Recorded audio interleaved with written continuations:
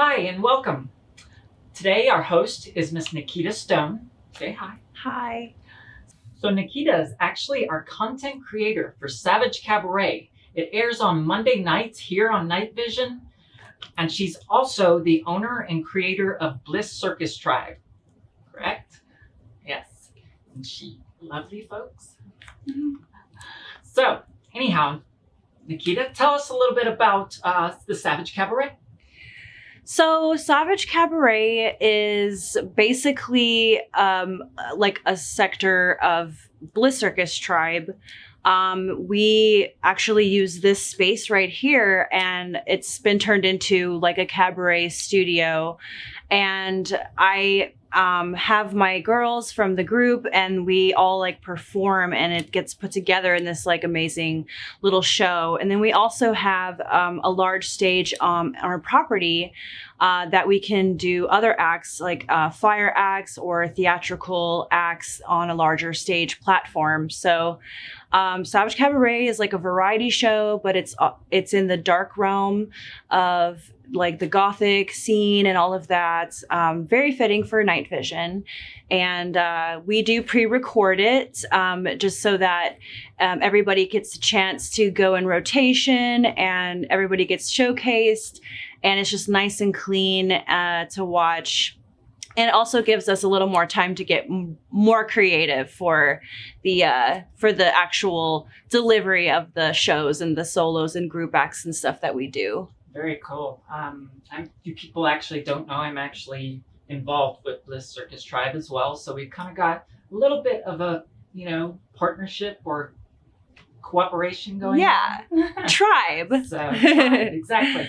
So tell me, Nikkita, what made you come up with the idea for Bliss Circus Tribe? Where did it come from? Well, it's kind of a long story, but to try to keep it short, I have around 14 years experience in performance art myself. I've actually been a part of a couple of groups over the years, and I also did freelance work traveling the southern region of the country, and just did a lot of different kinds of dance. But I started out in the goth scene and like the metal and the industrial scene as like a go-go dancer for like bands and like doing merch and promotions and networking and stuff like that, as well as even modeling. And then we all go dance and model. Yeah, for sure. Right, go on. So, and then eventually I found this other group who was more tribal oriented that did like kind of like tribal fusion belly dancing is what more people would be familiar with. But the term that I picked up was actually called temple dancing. And temple dancing is like an umbrella term for, it's very loose. Like you don't have to be a conventionally trained belly dancer to be able to be a temple dancer.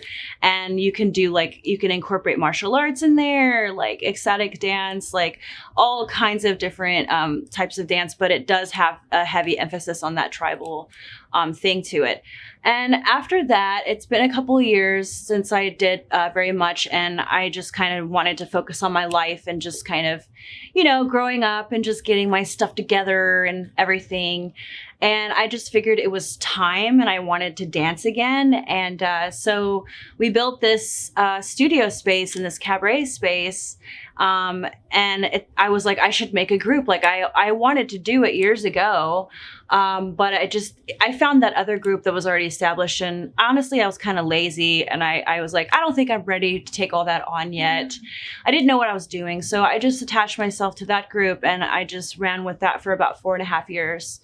And I discovered that now was the time. And I was like, I should really do this. I think I have what it takes now. And I learned so much over the course of the time that I was with those groups and with my experience.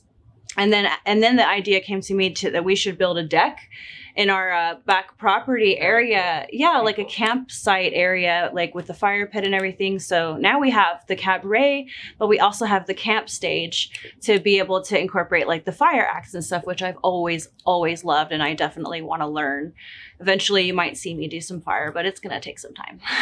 Do we have a picture of the deck so that we can show it? Yeah. Here you go, folks. Here's a picture of the deck right here and everything. So that's awesome. Yeah. completely cool. So, tell me a little bit. I think we had talked a little bit before about the feminine energy that's involved with putting a production together like this. Oh yeah, well for this specific, so like if you're talking about Bliss Circus Tribe, Kind of both. Yeah. Savage Cabaret and yeah, I definitely like gravitate more towards the feminine energy, but I do like to play with both. Right. I like the balance of it, but I do think that just like in the world in general, I think that, you know, there's collectively in our world, we have a lack of understanding and respect for, you know, like the divine feminine in a way. And I'm definitely a proponent of that. And I picked that up a few years ago and realized how important it was. And I myself had struggled with certain aspects of that. But I sympathize so much with what women go through as a woman who's gone through a lot, how it's just very imbalanced with the masculinity in the world. And I think feminine energy is so beautiful and women are so beautiful. And I think that when you realize that and you surround yourself with beautiful goddesses, as I call them, and, you know, you just lift each other up and empower each other, and just the magic that can happen when you create that, or you surround yourself with that energy, it definitely makes for great shows, because there's also kind of like a little spiritual aspect to it, where it's like honoring that energy and putting more intention behind it. And in Bliss Circus Tribe in particular, we definitely play with the aspects of light and dark, like light and shadow. I definitely kind of preach that. It's because I do come from that gothic side, but then I also have my hippie side. So, you know, it's like, I like to be able to honor both. I don't really want to stay stuck in one or the other only. And I'm just such a person of multiple personalities and a shapeshifter that I can't always be doing the same thing. Right. Well, you kind of hit on some of your dance styles earlier when we were talking, but what's your favorite dance style, and what does it really mean to you because it's your favorite? Like for me to do dancing, I mean, I think it's kind of obvious. I really like the temple dancing. I kind of slip it into like all of my dancing with the whole hands and like, you know, just that whole vibe. It's definitely like an ulterior motive of mine to kind of to slip temple dancing into more genres and get it out of just the whole like conscious hippie realm, you know, the burner scene and stuff. I think that it can go in a lot of places. I mean, there's definitely a dark fusion out there, like tribal fusion, but they call it dark fusion. So I love that temple dancing is so vast because it also fits my personality, that I'm such a myriad of interests and things that I like to do and express artistically. So I would say probably temple dancing is like my favorite so far. Awesome. Very cool. So tell me, we know that Savage Cabaret is going to air on Monday nights. Tell me a little bit, what about getting ready for that and working with the girls and everything? Oh yeah, it's been intense. You know, I've been playing a lot of different roles. Not only am I one of the entertainers for this group, who shapeshifts into all these things, but I'm also completely facilitating it.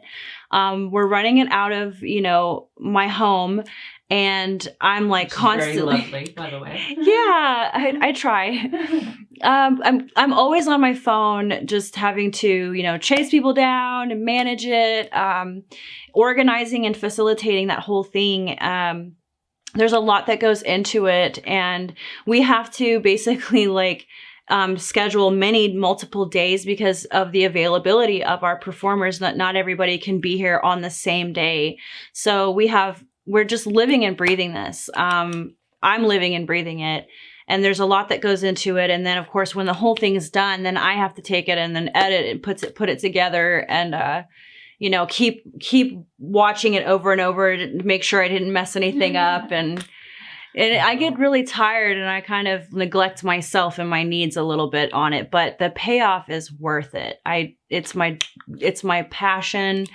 It's what I've always wanted to do. I think this is definitely the one thing that I can keep my attention on with all of my monkey appetite. It's the one thing that I can continue to just commit to and like have it. I'm going to have to interrupt you right there. The audience is going to absolutely want to know, what is a monkey appetite?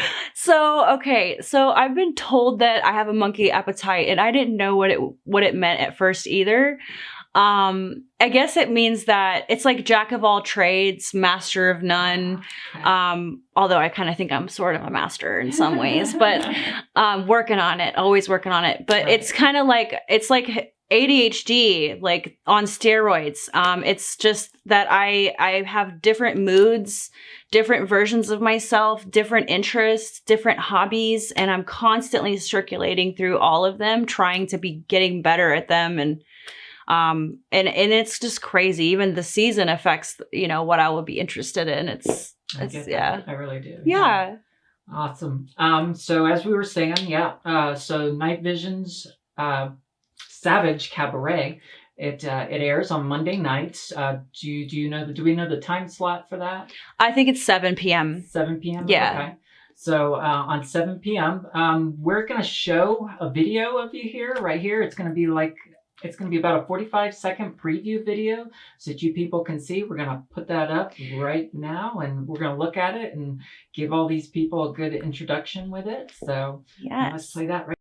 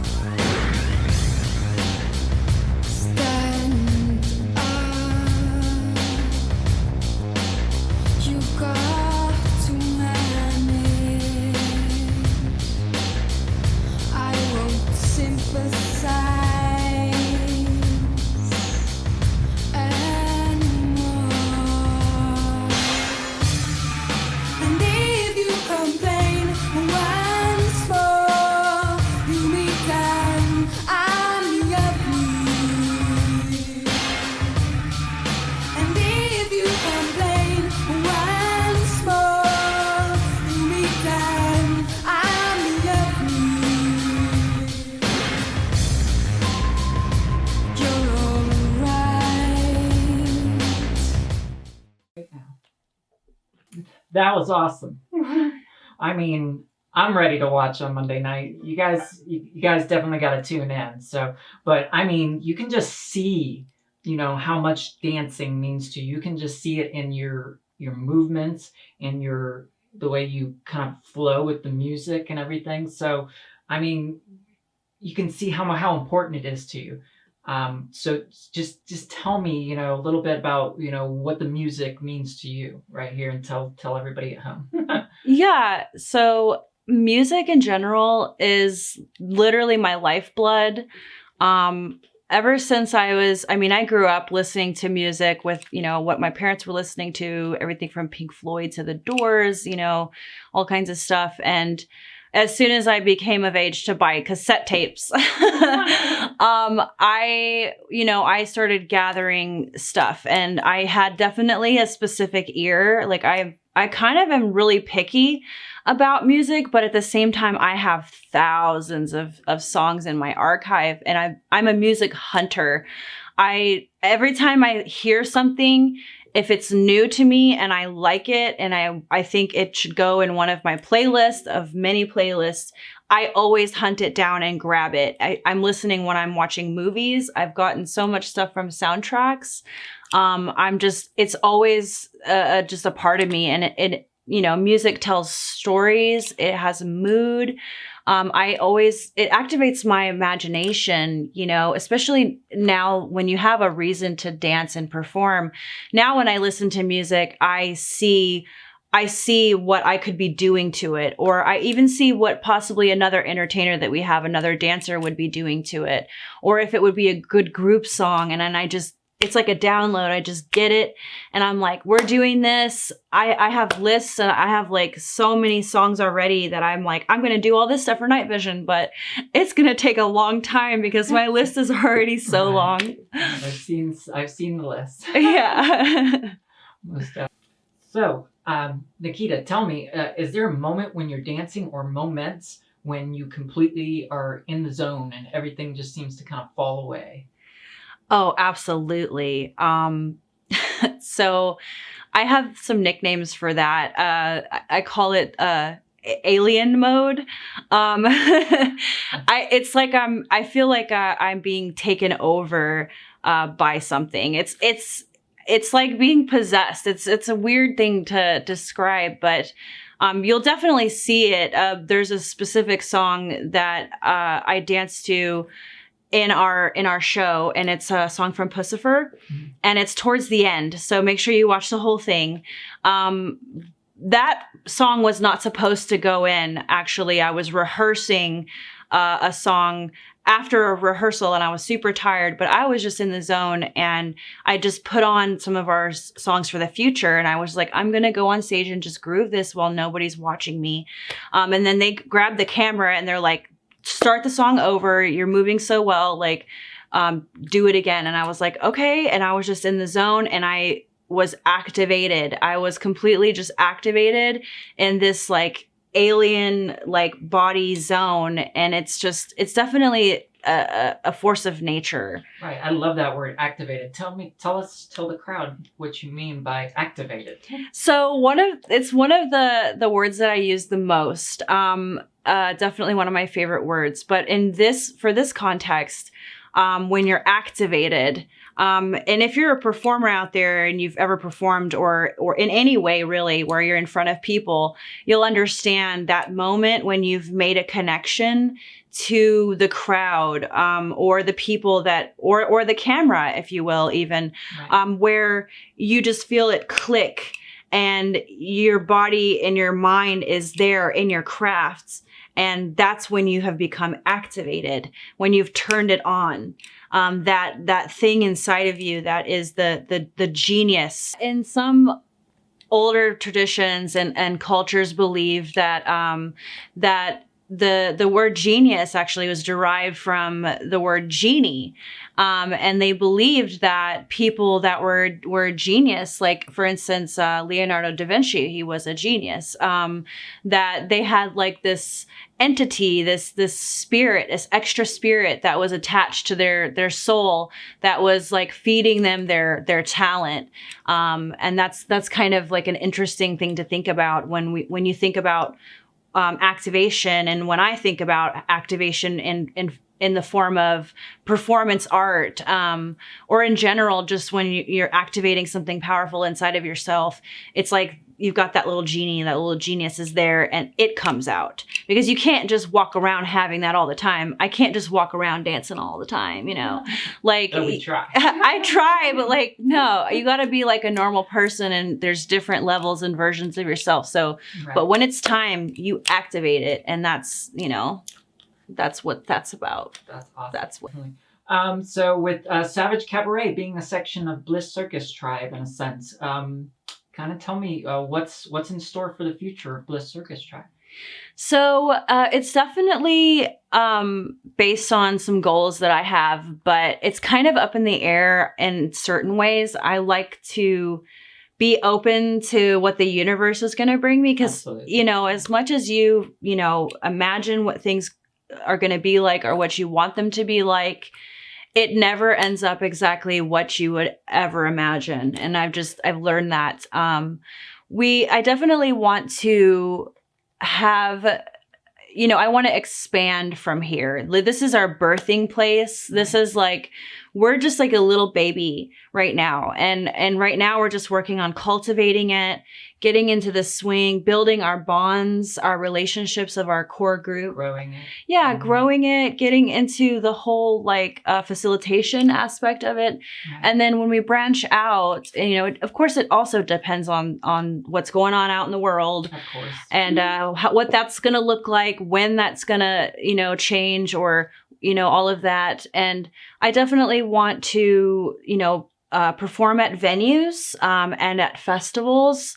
And hopefully maybe one day we can have our own real cabaret. That would be super nice, or at least some kind of warehouse or property that we can turn into a venue or a campsite. Or we can just, you know, be a festival ourselves, like actually be like an actual festival. And then we're like the headliner in a way. I can see it, the Bliss Circus Tribe Festival. Exactly. And of course, you know, I actually named it based off of a dream that I've had. I always wanted to buy this castle, and I wanted to turn it into this beautiful venue with all this stuff. And I'm not going to go into great detail about it, but the original name that I had come up with it was called Paradise Circus. But it was a hat tip to Massive Attack and their song Paradise Circus. Massive Attack being one of my favorite bands. Yeah. But I think that the idea, like you can imagine in the words Paradise Circus and what that looks like for me. And it's like just got so much going on. And, you know, so Bliss Circus Tribe is kind of a meld of that dream and also my past experience. I'm bringing that in there. And, yeah, so I mean that would be the dream, and I think I'm open to it. And I don't know what's going to happen first, but I'm ready. You got to dream it before you do it, right? Yeah. So yeah, this has been awesome. You've given us some great information. I mean, I'm excited for Monday nights. I definitely want to see it. So what I usually like to ask people is, you know, like a question of something that's a little bit worldly, and question obviously for you is, if you could dance anywhere in the world, that, you know, if money wasn't an issue, if you could go and dance anywhere in the world, where would you go?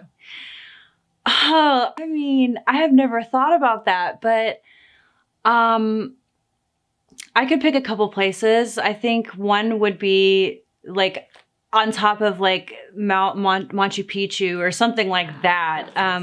Somewhere where there's like a lot of energy vortex type of thing.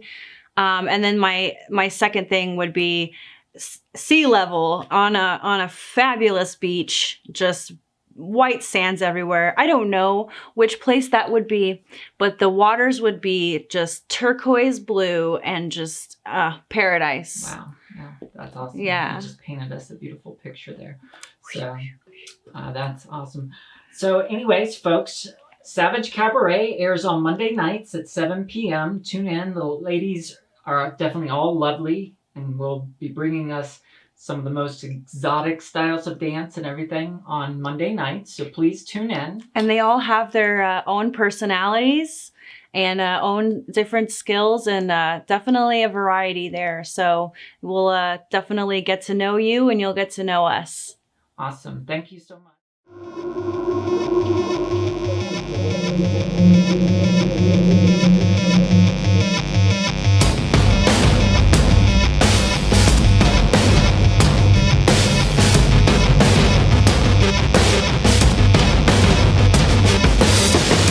Victim lies a controlling way, a fallen man, someone to save. In the victim lies a controlling way, a fallen man, someone to save.